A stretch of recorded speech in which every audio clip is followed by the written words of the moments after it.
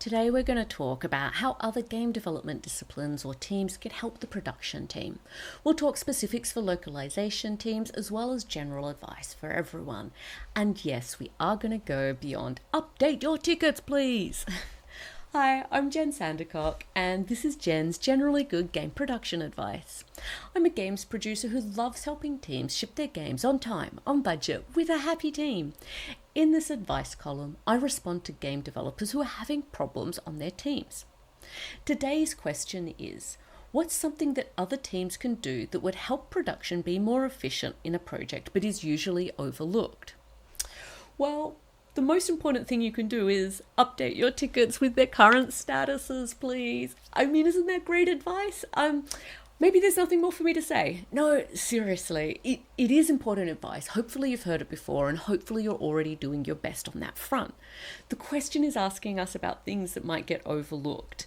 So let's take a deeper look, and we're going to start with general advice for all teams and all individuals. That advice is really about being proactive and getting on top of things before they become a problem. And it's particularly important for discipline leads. Tip number 1, call out when you're about to finish work, not when you've already finished it. Even better, look ahead a little bit to check what you're about to work on next. Will you need more information from design or another department? If so, tell the producer and they can make sure that team gets you that information that you need. And if you don't know what you're working on next, call that out, because then they can, the rest of the team can work on lining up something for you.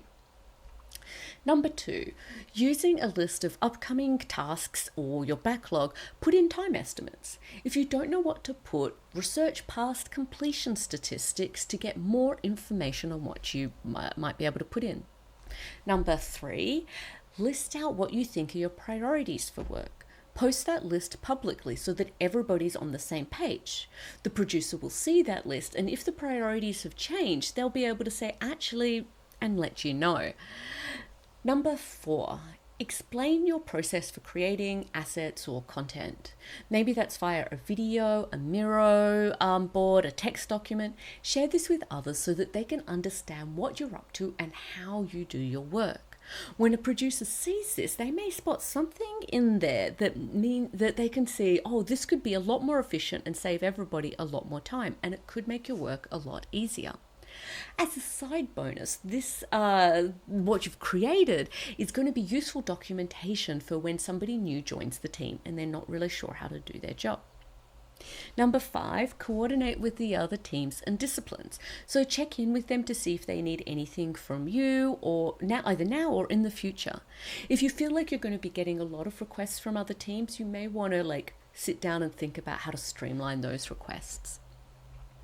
Now, the original question was asked by somebody who does localization, so I'm going to talk some specifics for the localization people out there. Number 1, and this is something you've heard of before, it really seems obvious, but update your statuses.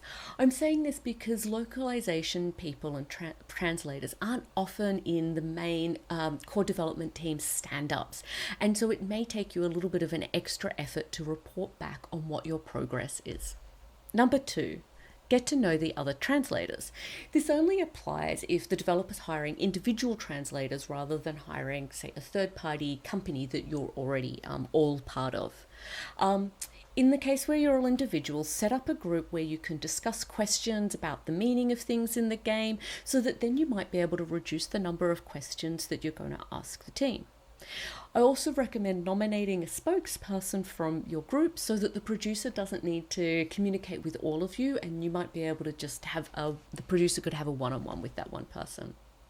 Number 3, read all available documentation to see if you have further questions before you even start. For example, have they decided what file names they want to have? How are updates going to be handled when the text gets changed? Flag all of your unanswered questions, but maybe this existing documentation already answers all of your questions. Number 4, list out all of the risks you can see right now or predict on the project. And this is probably going to be based on previous projects you've worked on and your specific language. Share that list with the producer to make sure that they're on top of it. Some example risks might be fonts that need to be able to cope with accents or other special characters, consistently long or short sentences, such as for German or simplified Chinese, and phrases that don't translate well. Look for text that might be baked into the art that they've overlooked that does need to be translated. Maybe the art even needs to get updated. That's all I've got for suggestion. It really does boil down to being transparent and looking ahead for any possible issues. Production is there to help you and help everybody on the team ship the game, so let them know where you need support. Thank you so much for listening to me today. If you would like some advice for your game or team or want to improve your production skills, feel free to ask me. Just go to jensan.com/askjen. And remember, this is general advice and it's generally good, but it may not be good for you and your team, even if you're the person who asked this question. For me to help better, it needs to be a dialogue between you and me and your whole team.